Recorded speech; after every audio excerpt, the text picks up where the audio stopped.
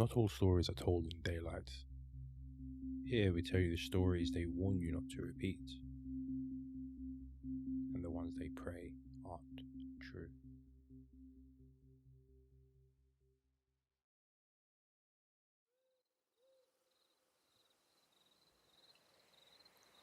Tonight, we return to the places where silence holds its breath. 3 hauntings, each with their own echo.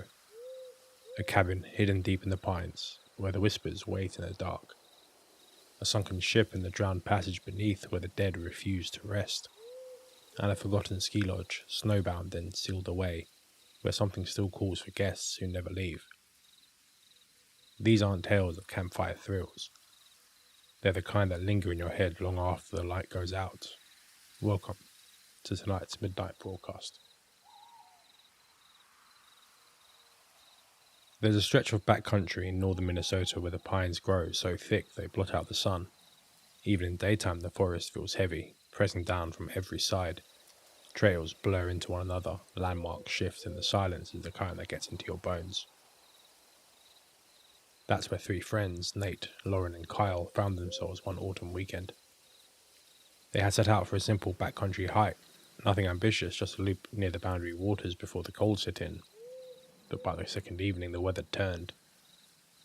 The drizzle came first, then sheets of rain. The temperature dropped so quickly their breath steamed in the air, and then the wind arrived, slicing through the trees, bending the smaller pines, needling into their clothes. By dusk the trail had vanished under mud and runoff. The map was no use. The compass told them only what they already knew. North was behind them. Town was too far to reach. They pulled a tarp between 2 trees and crouched beneath it, shivering, water pooling in their boots. That was when Nate froze. "Did you hear that?" he asked. Lauren shook her head, Kyle muttering something about the storm.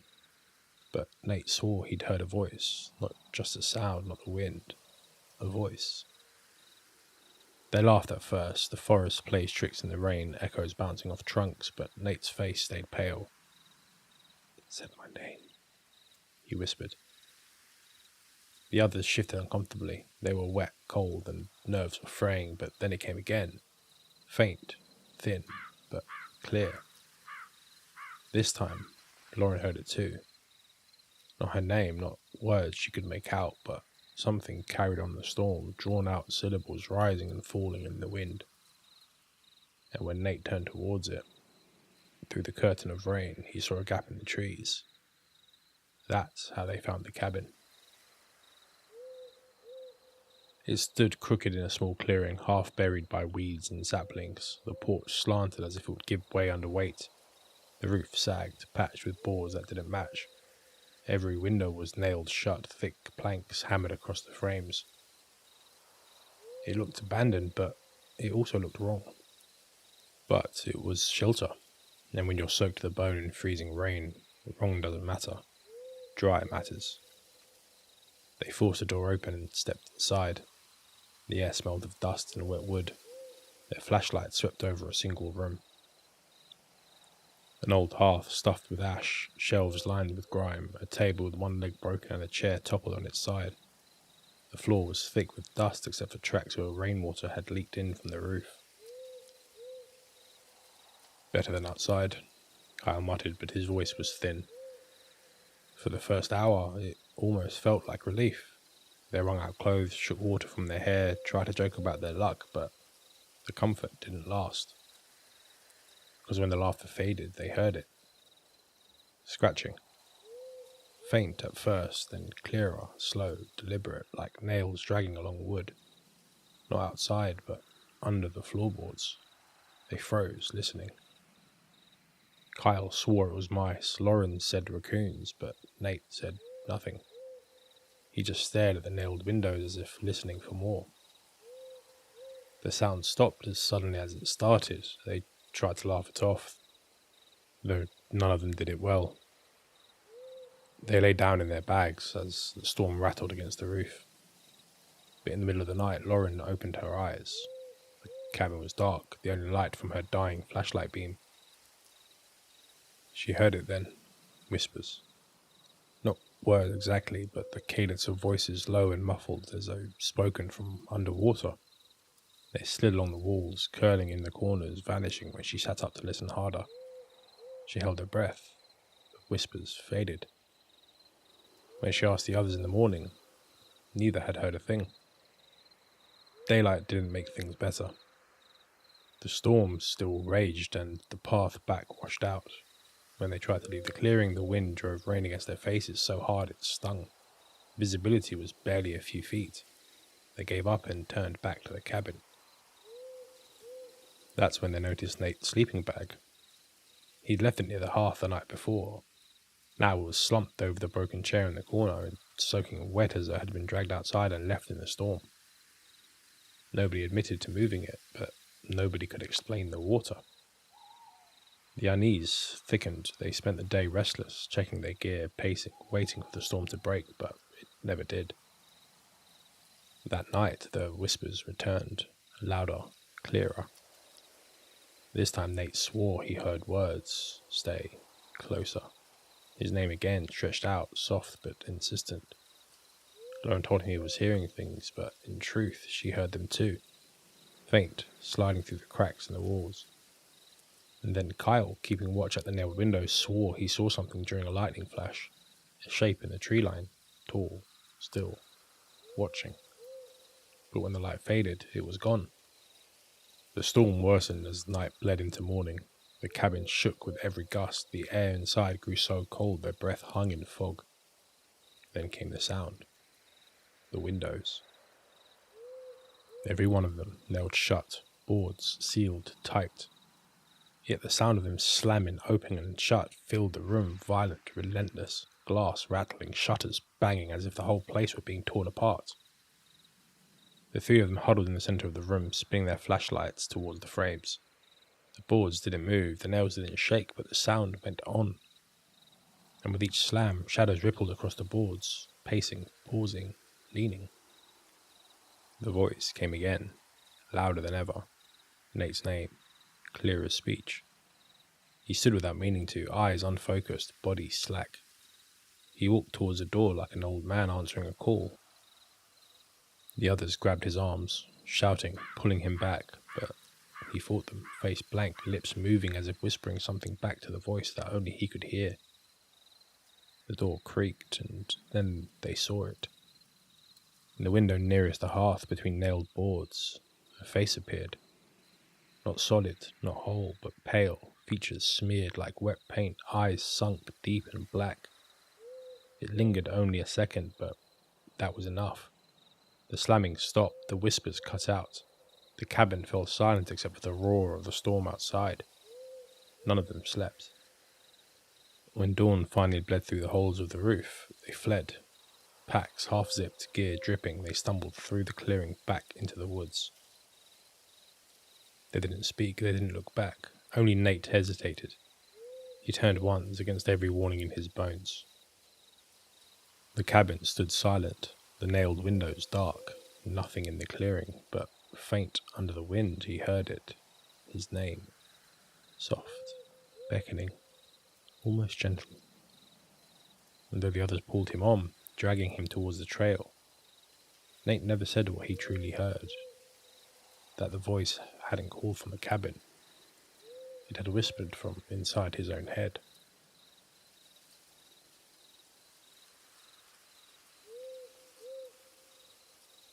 They call it the Drowned Passage, a stretch of water off the coast where storms roll in faster than radar can predict, and where more ships have gone down than anyone keeps public records of. For decades, fishermen whispered about the shadows beneath the surface, shapes that were too large, too close, lights flickering in the depths, and sometimes voices, carried on the tide, sounding like people calling for help long after the last survivor was gone. Most people avoid it, but some can't resist. This is a story of 4 divers who went looking for answers on a wreck few dare to approach, and what they brought back to the surface has truly never let them go. The team was small: Alex, Victor, Naomi, and Jules. Experienced divers, not thrill seekers exactly, but the kind of people who found comfort where most would panic. They weren't treasure hunters either. Their gear was good but not extravagant. Their interest wasn't in gold but in history. The wreck lay at a depth that demanded caution, cold water, high pressure, no room for mistakes. As they prepared to descend, the ocean was strangely calm, too calm, the kind of flat, grey surface that seemed more like a mirror than water. Their boat swayed gently, but there was no wind. Alex checked his regulator twice, and then again. Victor cracked a joke, something about ghost pirates, but no one laughed. Naomi glanced at the GPS. The coordinates said they were directly over the wreck. She looked overboard. The water was dark enough that nothing returned her stare. And Jules, quiet as always, had the ship's old records stored on his tablet. He muttered something about the vessel's name, the Arden, a passenger liner that had vanished in the 1940s. Masks on, air hissing, they rolled backwards into the water. Immediately the world changed. Above, a muffled slap of waves. Below, darkness. Their flashlights cut thin cones through it, beams swallowed quickly by suspended silt. The deeper they went, the more the sea pressed on their bodies. Their ears popped and then popped again. The hiss of air was the only thing tethering them to life. At 50 feet, Alex thought he heard something in the water, not through the comms, not mechanical. A faint sound, distant, like someone humming. He told himself it was blood rushing in his ears. At 75, Naomi saw the first shadow of the wreck, jagged metal rising from the seabed like a broken cathedral. A tangle of steel, the remains of the ship's funnel, tilted to one side. At 100 they reached it. The Arden rested on her side, half buried in sand. The bow was split open, ribs of steel exposed. Windows stared out like blind eyes, glasses long gone.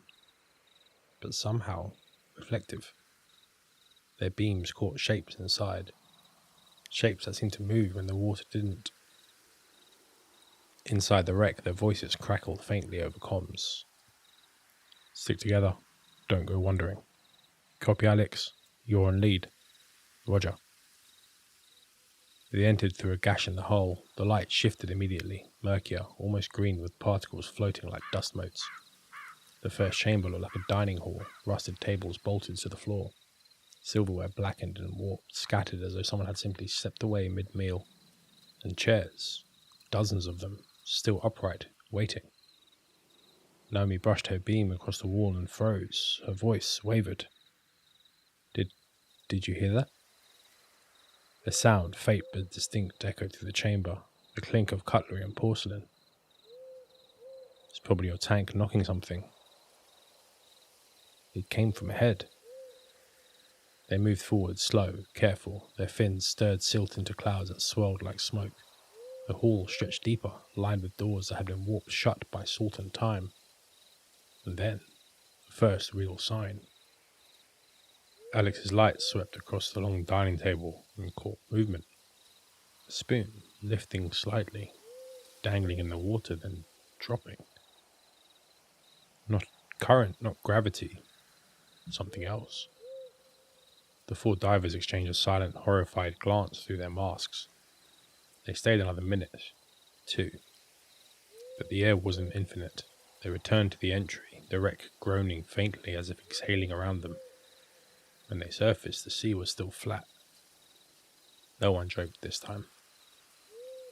The second dive came the next morning. Sleep had been scarce. Alex swore he'd heard voices outside the tent on deck. Naomi admitted she dreamed of faces pressed against glass. Jules just stared at the horizon, pale. But they went back. Of course they did.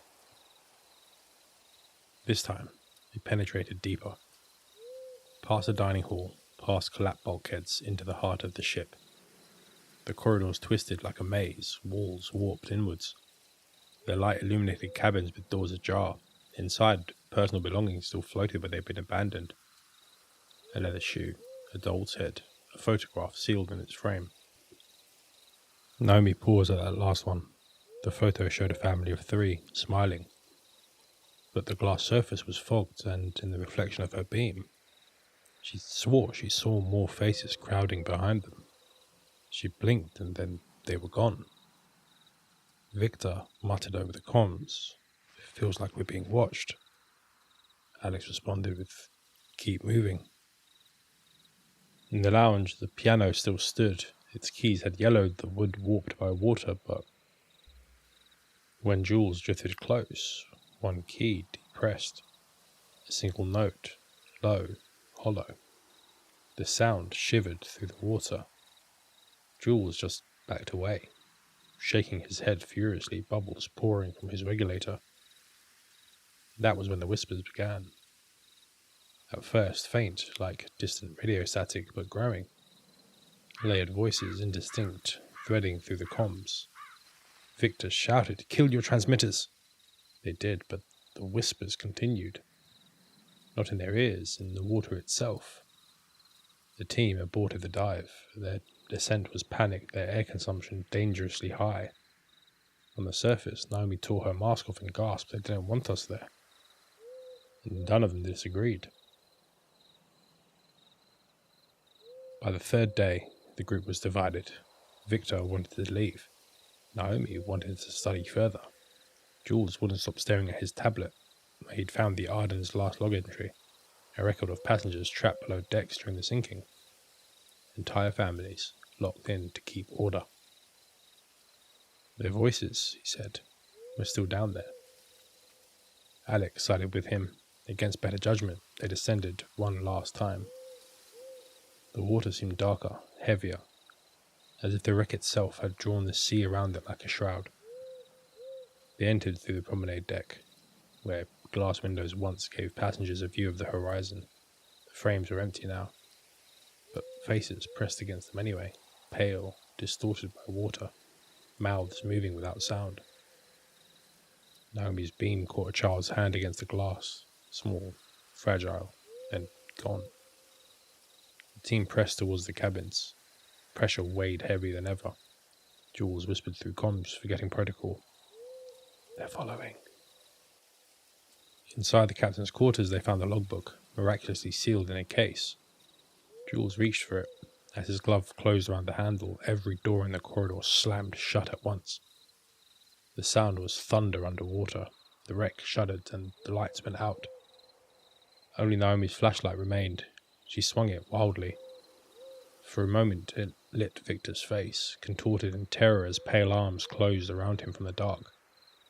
His comms cut out. Alex shouted, Jules screamed.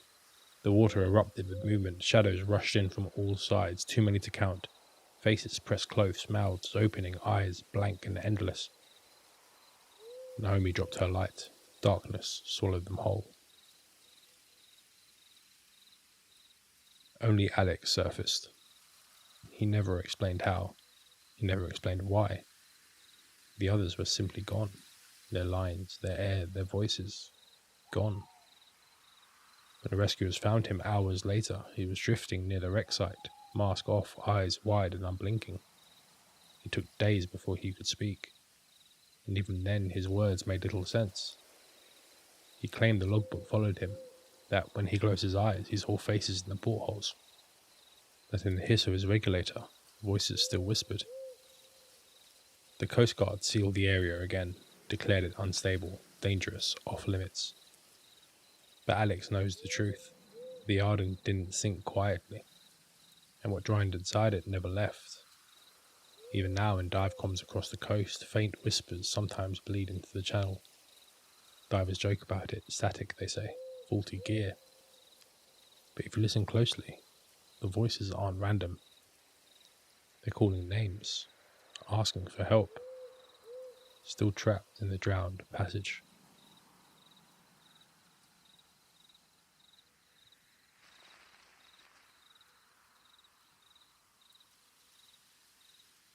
They told me it would be a quick winterization check.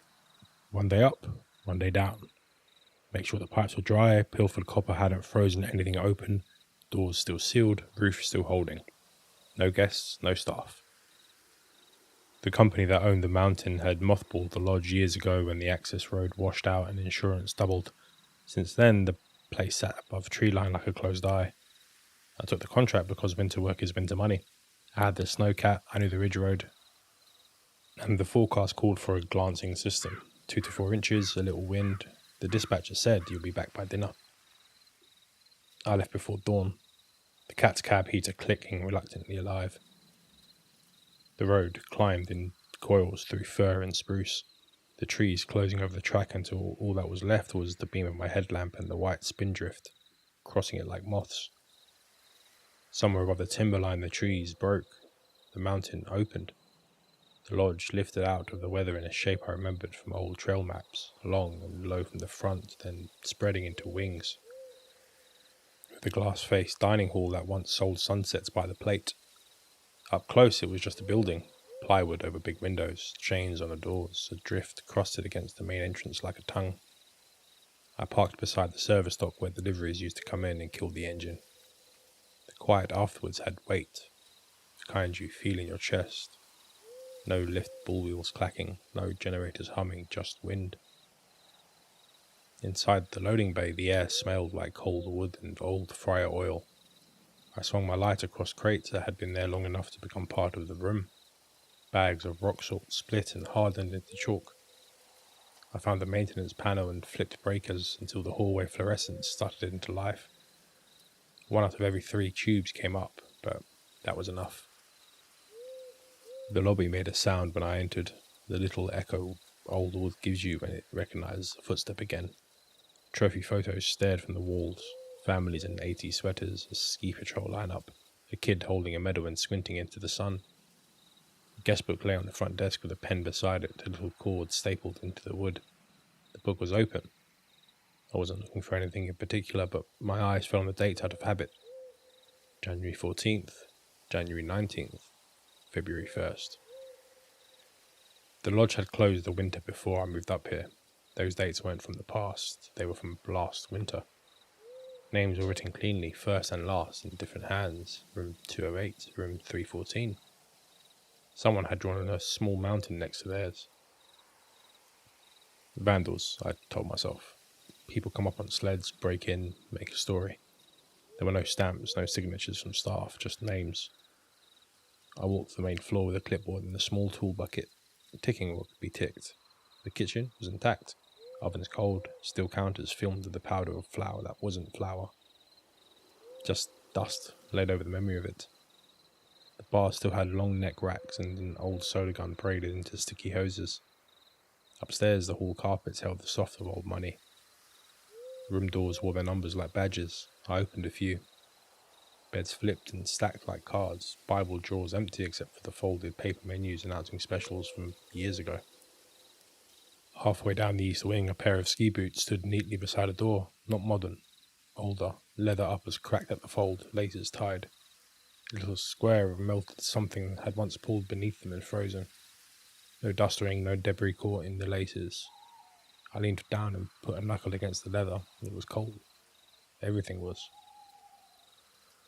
There's a feel to abandoned buildings. You learn it if you work enough winters. Things that are old look old together. When one thing refuses to look like the rest, your neck notices it before your head does. I wrote boots and question marks on the edge of my checklist and moved on. By noon I had the main closures checked. The wind had picked up. Snow hissed across the planks of the deck in a steady sideways fall.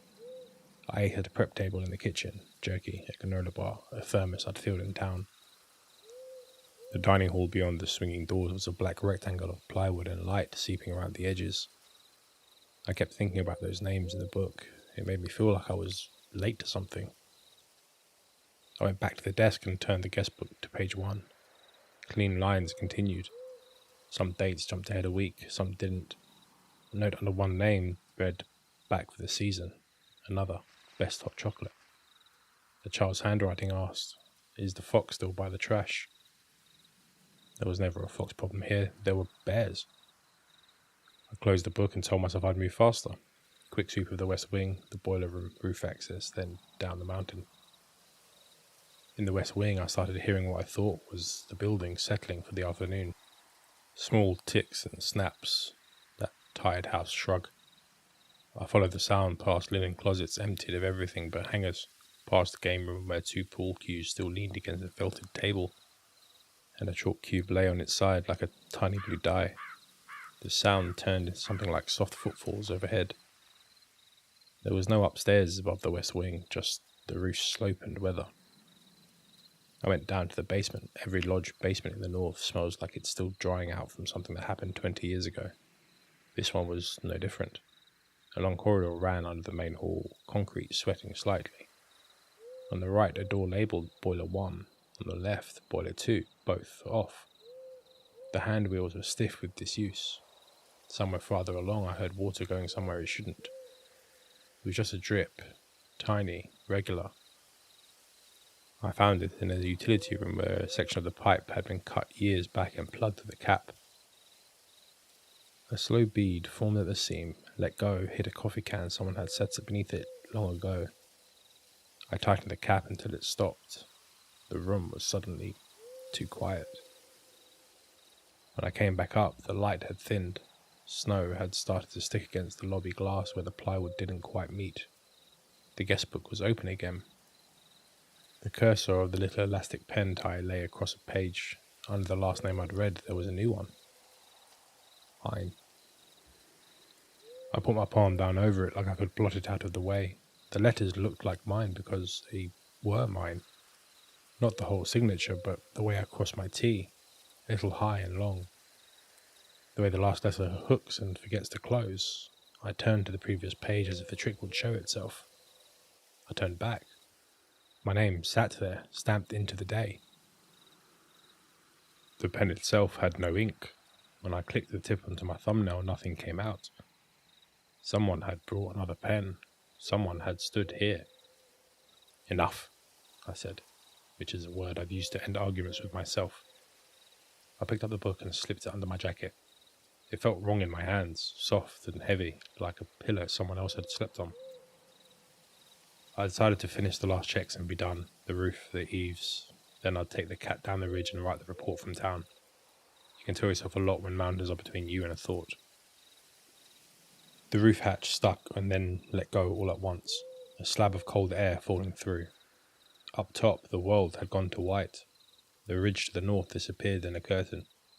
Wind rooted under my jacket and set up home between shirt and skin. I crouched low, crab walked to the edges, tapped at ice-rimmed gutters with the butt of my light, ticked the boxes I needed to tick. When I turned back to the hatch, there were footprints crossing the roof behind me. They weren't mine. They weren't boot treads at all, not like you think of them. They were flat, as if someone had walked barefoot across a flour-dusted floor and then up here onto a roof. 5 toes implied more than seen. Each print held no drift, no blown-in grain. They were recent. They led from the windward side to the hatch. They stopped there. Nothing led away. I stood with my glove on the hatch wheel until my fingers ached. Then I cranked it. Ducked down and pulled the lid shut as if it was something I could hold closed with just my back. The stairwell felt like an indoor place should. Warm is the wrong word. Contained. My breath slowed. My hand stopped shaking where it had braced the pen. Down in the kitchen I thought I'd hear the storm and instead heard cutlery. Not a clatter, a small sound. A spoon moved against porcelain. Then the soft meeting of 2 plates. When you've worked seasoned kitchens, you know the sounds of setting a table. This wasn't the slap of dumping bins or bus tubs. This was place setting. Methodical. One. Then the next. Then the next. I pushed the swinging doors into the dining hall. The plywood over the glass turned the room into a long dust-grey box. My light fell across tables without cloths, chairs pulled near then left. Dust lay on everything except in lines. At regular intervals, the tops of tables were clean circles as if a plate had been set there and lifted again, leaving a ring in the dust like a negative.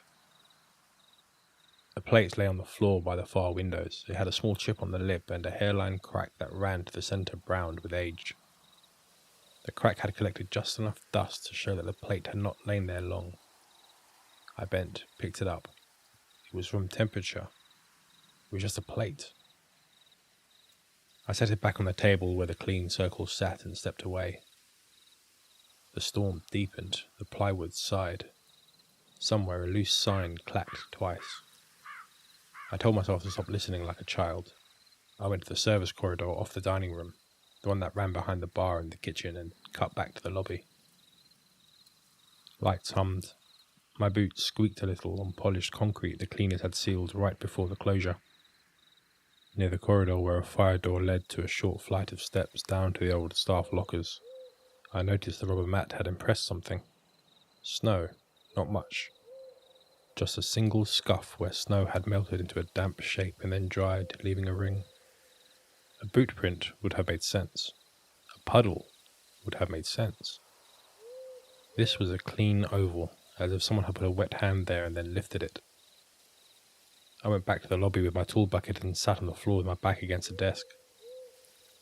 I ate the other half of my granola bar because I needed something to do to convince my hands we hadn't lost the script. The hour between 3 and 4 is the worst in a place you've been closed too long. Daylight is a rumour. Night hasn't admitted itself yet. You're thinking and you're seeing overlap and you make edits to one with the other. I woke to the dark. I hadn't meant to sleep. My head just found the desk and the desk had felt like home for a minute. When I opened my eyes, the fluorescence had surrendered. The storm outside was a sound instead of a thing. The emergency light over the exit glowed a tired green. My phone said 5:12 and then died when I tried to pull more from it. I stood. The lobby felt smaller. The long rug towards the doors looked longer. Something about the air had changed, the kind of change a man notices under a closed door when someone stands on the other side of it. The guest book thumped off the desk and hit the floor. I didn't kick it. No wind could have lifted it. It fell the way a hand does when a wrist lets go. I picked it up. The page had turned. Writing had filled it, not in lines but in a tight spiral starting at the centre, working out. The words were small. Each letter was neat and steady. I had to bring it to the emergency light to read it. Stay the season. 4 words, over and over, turning outward like a trace watcher's graphite loop. The letters never wobbled. It could have been one sentence. It could have been an hour. I tore that page out. The paper felt wrong in my hand, too warm. I folded it and put it in the pocket inside my jacket where I kept the key to a storage unit in town. I don't know why. Souvenir isn't the word I want. Evidence is the one I won't use. The building had more to say. It started with footsteps on the deck. Someone walked the length of a facade with a careful, unhurried tread. You can tell the difference between boot and shoe, adult and child, tired and fresh. This was none of those. The steps crossed the boards to the main doors. They stopped. The doors did not move. The wind laughed against the glass and then seemed to wait. A whisper came under the doors, not through the crack, under it. The way snow can drift and sound and find a warmer path. It said my name. People joke about that in stories, how often something knows a name. It's cheap when it's a trick. It's not when it fits your head in a way that makes your knees bend. I put my palm against the door and it felt like the cold of the deck boards pressed back through the wood. Not warmth, not a hand, just presence, the way static is there when you touch an old TV screen. "Who's here?" I said. "Who's on the deck?" Out on the glass, smears appeared, the kind you get when someone breathes against the inside of a window and a kid draws a smiley face in it with a sleeve. These weren't pictures, these were arcs and loops. The arcs lined up with the smudge of 5 fingers pressed and lifted and pressed again. None of the plywood over the windows moved. The smears didn't bead or freeze, they simply existed. I backed away and nearly tripped over the ski boots by the door of the east wing. They were no longer beside the door. They were turned to face it, toes pointed to the lobby, heels towards the hall. I took them by the laces and set them back where I'd first seen them. The laces were stiff and came away with a little flake of old salt-like skin. I put my hand on the door frame to steady myself and touched something tacked there under the moulding. A corner of paper, old and rutted. I pulled it free. It was a rate sheet from 6 winters ago. Someone had written in pencil, small and steady. "If you circle the lodge and find no tracks, you are not alone. If you hear your name from the slope, do not answer. If the windows slam, they are not moving for you." I wanted to laugh at that. The kind you do when none of the options are good. I folded the rate sheet and put it in with the other note. I told myself I was a contractor, not a character. I told myself to get the cat, warm the engine, and come back here at first light if the drift would let me push. I clipped the radio to my jacket and stepped back into the service corridor. Halfway down, every door on that hall closed. No slam, no drama. Hinges rolled, latches found their seats. The soft domestic closing moving away from me, one after another, until the fire door at the end eased itself into its frame and clicked. The radio in my jacket whispered, not static. The radio does it sometimes when it's between channels. This was a voice under a voice. A second station bleeding into the first. My name again, but said like someone tasting a word before serving it. I turned the volume off. The whisper stayed. I took the battery out.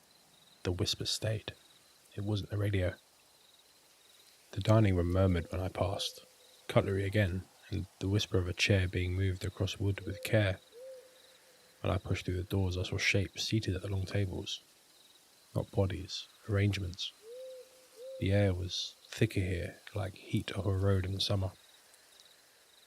The kind of thickness that means you can see through one thing and into another at the same time. At each clean ring in the dust, something waited. If you stared too long, you could give it a face by force. If you blinked, you'd lost all of it. At the far end, near where families once took pictures under a string of paper snowflakes, a more solid shape stood tall. Jacketed, it had the posture of a host. When my beam lifted to it, it turned towards me in a way that made no sound and did not displace one fleck of dust. It did not speak. Behind it, the plywood over the windows boomed as if the glass had slammed open and shut, though nothing moved. The sound walked the line of the frames and returned to the place where I stood. The host's shape maintained its posture like someone who had held a smile too long for a photograph. Stay the season, the room said. But not with a mouth, but with certainty. I took a step back and bumped the chair behind me. It skated a yard and stopped. The scrape might as well have been a horn. The shape at the end of the room swam slightly as if the water in it had stirred. I dropped my tool bucket and ran. Into the lobby, through the service hall, past the laundry where the school group sheets once piled high, down the loading bay steps where the empty keg shells rang when you clipped them with a boot, into the storm. The wind tried to push me flat. The snowcat was a white mound with mirrors. I clawed open the cab door and fell into the seat. The key slid in and wouldn't turn. It wouldn't turn because my hands had forgotten how to grip. I set both palms on the wheel and looked out at a world where the lodge's eaves had become the horizon. For a second I understood the line about a season that had no end. The idea that time could close with the snow around a single building and leave you inside with set tables and a thoughtful host and nothing else. The key turned on the second try. The cat coughed, caught, smoothed. I reversed into the wind and felt the first drift take the track sideways. The access road cut like a scar into the white. I dropped the blade and felt the old machine decide with me to do an honest day's work. I didn't look back. I made town by dark, slower than I have ever taken that road. The dispatcher looked at the clock and then at me and stopped herself from saying anything glib. I gave her a short version, stripped to fittings and handwheels and snow. I left out the book because it sat under my jacket, and leaving it left a square of cold against my chest. I left out the host because my mouth didn't know how to describe it without lending it part of me. A week later I put a copy of the report in the company's shared folder with the photos attached and ticked the job complete. The mountain company sent payment. The weather closed the ridge for 3 more weeks. It was another month before anyone else went up. When the spring crew finally cut the drift and brought a flatbed up to haul out scrap, the foreman called me from the lobby. I could hear the emptiness behind his voice. Funny thing, he said. Guestbook's blank. Not new, just blank, like someone never used it. No notes posted at the desk either. Did you move anything? No, I said, which was true and not. He sent me a photo anyway. Open book, clean pages. The pen's elastic loop curled on itself like a sleeping thing. The line where my name had been was a faint pressure mark at best, the impression of a hand you dream you shook. There are nights when the ridgeline stands out against the late sky like a dark doorway, and I can swear I hear plates meeting plates with care. It's a good sound, a human one. It's a sound of someone making a place ready. I turn the radio down when it whispers, not because I'm scared of what I'll hear, but because I know enough about doors to understand you can open one from either side. I still have the torn page. The spiral of Stay the Season looks like weather on a map if you let your eyes relax. The kind of system you watch because you know it is as patient as rock. Some nights I take it from the drawer, unfold it, and set it on my kitchen table with the care a person gives a thing that is both fragile and stubborn. The pencil is faint, always faint, but never fades.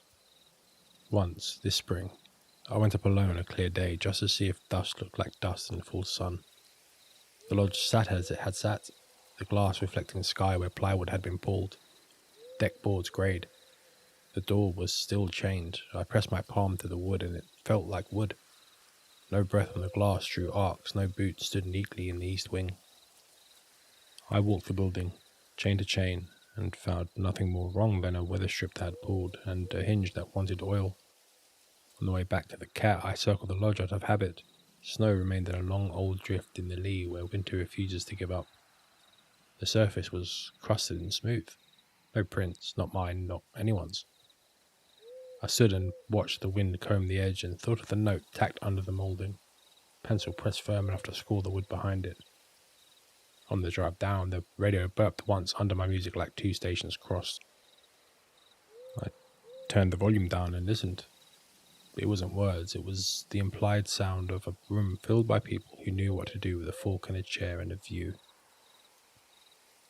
On the nights when the wind comes down off the ridge and touches town, when the flags at the gas station crack and the snow hits the old glass on my porch like rice thrown for luck,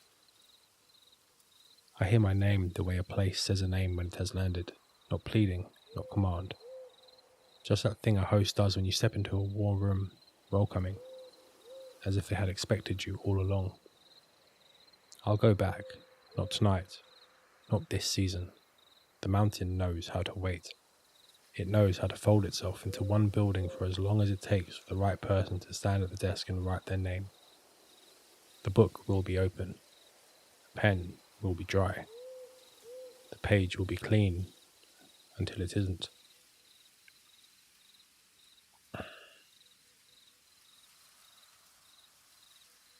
That was tonight's podcast. 3 stories carried from the dark corners of the world. If you've had an experience of your own, something you've never been able to explain, you can share it. Your story may become part of a future broadcast. Until then, thank you for listening. Don't forget to subscribe for the next transmission. May your nights stay quiet.